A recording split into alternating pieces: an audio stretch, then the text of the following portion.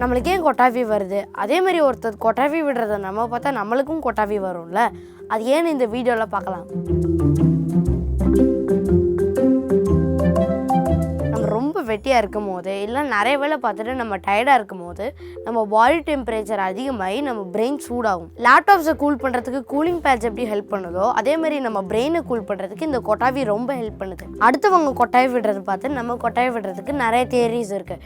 அதில் நம்ம 2 முக்கியமான தியரிஸை பார்க்கலாம். ஃபஸ்ட்டு சைக்கலாஜிக்கல் ரீசன், எம்பத்தி. அதாவது நம்ம ஃப்ரெண்ட்ஸ் நம்ம கிட்ட வந்து ஹாப்பியாக பேசினாங்கன்னா நம்மளும் ஹாப்பியாக தான் ரிப்ளை பண்ணுவோம். அதே மாதிரி நம்ம ஃப்ரெண்ட்ஸ் ஆர் பேரண்ட்ஸ் கொட்டாய் விட்டாங்கன்னா நம்மளும் கொட்டாய் விடுவோம். செகண்ட் ரீசன், பிரெயின் செல்ஸில் இருக்கிற மிரர் நியூரான்ஸ்னால தான். இந்த மிரர் நியூரான்ஸ் ஒருத்தரோட வேலையை காப்பி பண்ணும்.